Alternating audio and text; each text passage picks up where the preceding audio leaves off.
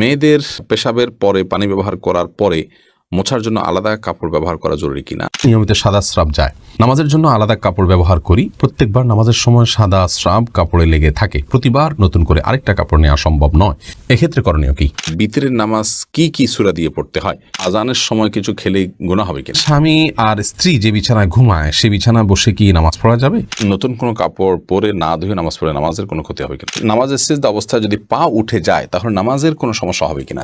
ভাঙা প্লেটে খাওয়া যাবে কিনা? কোরআন কারীম যদি ভুল বশত পায়ে লাগে অথবা নিচে পড়ে যায় করণীয় কি? শার্টের হাতা এবং প্যান্ট কি গুছিয়ে রেখে সালাত পড়া যাবে? কোনো বাচ্চার বিছানায় প্রসাব করলে বিছানার চাদর ওয়াশ করা যায়, কিন্তু জাজিম বা তোশকে প্রসাব করলে ধোয়া যায় না, এক্ষেত্রে করণীয় কি? আমি জীবনে অনেক গুনাহ করেছি, এখনো কি আল্লাহ আমাকে ক্ষমা করবেন? তাহাজ্জুদ নামাজের ওয়াক্ত কয়টা থেকে শুরু হয় আর কয়টার দিকে আদায় করা সবচেয়ে ভালো? ওযু অবস্থায় বাচ্চাকে স্তনপান করানো যাবে? আমি খারাপ স্বপ্নে দেখি, এখন কি করা যায়? চলুন তাহলে আমরা প্রশ্ন উত্তরের আলোকিত ভবনে প্রবেশ করি। ফয়সাল আহমেদ আপনি লিখেছেন, টিকটিকি দেখলে কি মারতেই হবে? প্রয়োজনে কি খুঁজে খুঁজে মারতে হবে? বিষয়টা নিয়ে খুব দ্বিধাদ্বন্দ্বে আছি, জানাবেন প্লিজ। না, খুঁজে খুঁজেই আপনাকে মারতে হবে এমন কিছু এমন কোনো বাধ্যবাধকতা নেই, বরং আপনার চোখে পড়েছে উপদ্রব করে আপনি মারবেন, কিন্তু এটার জন্য আপনি খুঁজে খুঁজে বেড়াবেন, এটার পিছে পিছে ঘুরে বেড়াবেন, আপনার অনুসন্ধান করে বেড়াবেন, এই কথা হাদিসে বলা হয়নি। নাহিদা ইসলাম আপনি লিখেছেন, নামাজ শেষে জায়নামাজ সালাম করা কি ঠিক? না, জায়নামাজ সালাম করার কিছু নেই, সালাম করতে হবে মানুষকে। ডানে বামে সালাম দিচ্ছেন, এরপর কোনো সালাম নাই।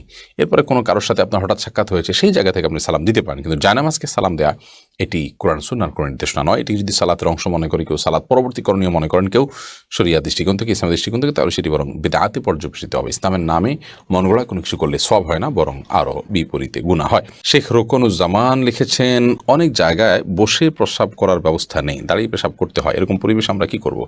যদি কোনো প্রকার ব্যবস্থা না থাকে এবং দাঁড়িয়ে পেশাব করা ছাড়া নিরুপায় থাকেন, তাহলে আপনি অবশ্যই দাঁড়িয়ে পেশাব সেখানে করতে পারেন, যেহেতু আপনি নিরুপায়।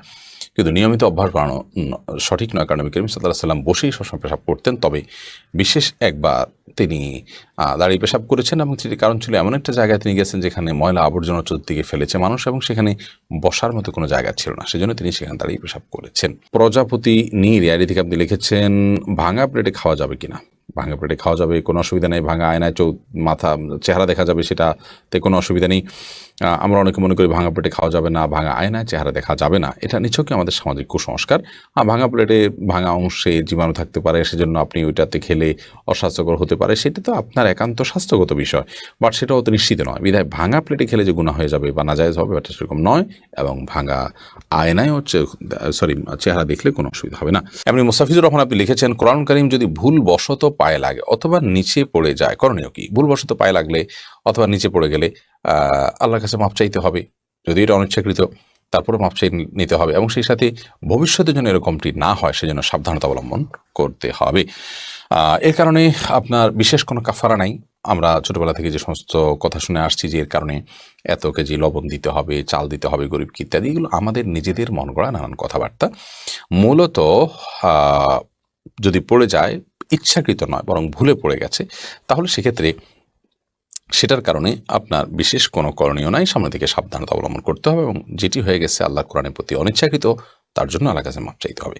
রাসেল ভূঁইয়া আপনি লিখেছেন, কোনো বাচ্চার বিছানায় প্রসাব করলে বিছানার চাদর ওয়াশ করা যায়, কিন্তু জাজিম বা তোশকে প্রসাব করলে ধোয়া যায় না, এক্ষেত্রে করণীয় কি? যেই সব দ্রব্য, যে সমস্ত জিনিসপত্র, আসবাব ইত্যাদি, এগুলোতে পেশাব লাগার পর সেটি পরিষ্কার করার কোনো বই নেই, সেটা রোদ ইত্যাদি দিয়ে ওটা আলামত দূর করে ফেলতে হবে। এত বেশি রোদে দিতে হবে, এত বেশি আপনার সেটার দুর্গন্ধ দূরের উদ্যোগ করতে হবে যে সেটাতে নাপাকের কোনো আলামত বা নামলেশ নেই, তো এর মাধ্যমে সেটি পাক হয়ে যাবে। বিশেষ করে ফ্লোর, ওয়াল, গাছ, এই টাইপের অনেক কিছুই আছে যেগুলোকে ওইভাবে আসলে ধোয়া সম্ভব হয় না, তো সেগুলোতে নাপাকের আলামত যেটি আছে সেটি দূর হয়ে গেলেই সেটি ব্যবহার করা যাবে।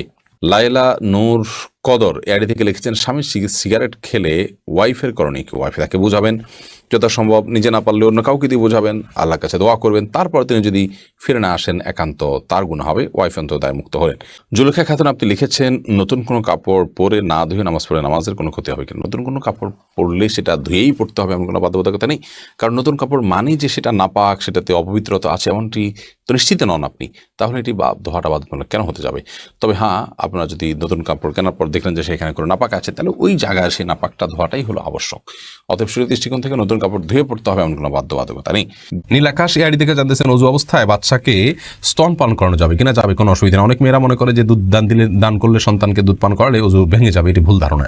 আশফিক রাসেল জানতে চেয়েছেন তাহাজ্জুদ নামাজের ওয়াক্ত কয়টা থেকে শুরু হয় আর কয়টার দিকে আদায় করা সবচেয়ে ভালো? ভাই রাসেল, তাহাজ্জুদের সালাতের ওয়াক্ত মূলত এশারের পরপর শুরু হয়, এশার সালাত শেষ, তখন থেকে আপনি 2 রাকাত 2 রাকাত করে তাহাজ্জুদের উদ্দেশ্যে সালাত আদায় করতে পারেন। সবে উত্তম হলো ঘুম থেকে উঠে রাতের শেষ প্রহরে তাহাজ্জুদের সালাত আদায় করা। এরপরে ফারিয়া জাহান পরি জানতেছেন ভাঙতি রোজা পরে রাখলে আগে 6 রোজা রাখতে পারবে কি না? ভাঙতি রোজা আগে রাখা উচিত, তারপরে 6 রোজা রাখা উচিত, কারণ হাদিসে রমজান রোজা রাখার পরে 6 রোজা রাখার কথা বলা হয়েছে। মাশফিক আপনি জানতে চেয়েছেন আমি জীবনে অনেক গুনাহ করেছি, এখনও কি আল্লাহ আমাকে ক্ষমা করবেন? অবশ্যই আল্লাহ রাব্বুল আলামিন ক্ষমা করবেন। আল্লাহ বলেছেন যে তুবু আইয়ুহাল মুমিনুন, হে বান্দারা তোমরা সবাই আল্লাহর কাছে তওবা করো, ইন্নাল্লাহা ইয়াগফিরুয যুনুবা জামিআ, আল্লাহ তাআলা সমস্ত অপরাধ মাফ করবেন যদি মানুষ তওবা করে। তওবা কি? আমি গুনাহ থেকে সরে আসলাম, লজ্জিত হলাম, নিজের কর্মের কাণ্ডের জন্য চরমভাবে লজ্জিত হলাম, আল্লাহর কাছে ক্ষমা চাইলাম এবং ভবিষ্যতে আর করব না এ মর্মে প্রচণ্ড রকমের সংকল্প করলাম। এটার নাম তওবা। ফিরে আসা, ছেড়ে আসা, এটা করলে আল্লাহ রাব্বুল আলামিন আমাদেরকে মাফ করবেন বলে ওয়াদা রয়েছে। বিধায় আপনি নিরাশ হবেন না, আল্লাহ তাআলা সমস্ত অপরাধী মাফ করবেন যদি আপনি তওবা করার মতো করেন। আমিনা খাতুন জানতে চেয়েছেন হারাম উপার্জিত কারো বাসায় না খেলে বা উপহার গ্রহণ না করলে যদি আত্মীয়তার সম্পর্ক নষ্ট হয় সেক্ষেত্রে করণীয় কি? বোন আমিনা, হারাম উপার্জিত কারোর বাসায় যদি আপনি না খান, তার যে যদি হালাল কোনো উপার্জন না থাকে এবং উপহার গ্রহণ না করেন, তাতে আত্মীয়তার সম্পর্ক নষ্ট হবে না, কারণ আল্লাহর জন্যই আমাদেরকে ত্যাগ করতে হবে। এখানে আল্লাহর জন্য আপনি ত্যাগ করেছেন। যদি তার শুধু হারাম উপার্জন থাকে আর যদি হালাল হারাম 2 ধরনের উপার্জনের মিশ্রণ থাকে, তাহলে কিন্তু আপনি সেটি গ্রহণ করতে পারেন। যদি না গ্রহণ করা উত্তম, এরকম পরিস্থিতিতে আপনি গ্রহণ করে দরকার হলে কোনো গরিব হয় মানুষকে দিয়ে দিবেন। তারপরেও যথাসম্ভব সম্পর্কটা রক্ষা করার জন্য চেষ্টা থাকা উচিত। কিন্তু যদি আপনার কোনো ওয়ে না থাকে, যেমন তিনি পিওর হারাম জিনিস আপনাকে দিচ্ছেন, আপনি দেখতে পাচ্ছেন, তাহলে সেটাকে বিনয়ের সাথে বা বিভিন্ন কৌশলে অ্যাভয়েড করে যদি সম্পর্ক রাখতে পারেন সেটা ভালো হয়। তারপরেও যদি আপনার সম্পর্ক রক্ষা করার চেষ্টা সত্ত্বেও যদি সম্পর্ক তিনি নষ্ট করে ফেলেন, আল্লাহর কাছে ইনশাআল্লাহ আপনার দায় থাকবে না।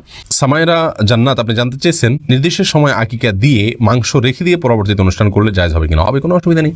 আকিকা 7ম, 14তম বা 21তম দিনে রাখা দেওয়া উত্তম বাচ্চা জন্মের। অতএব সেদিনে আকিকা করে অনুষ্ঠান করবার জন্য আপনি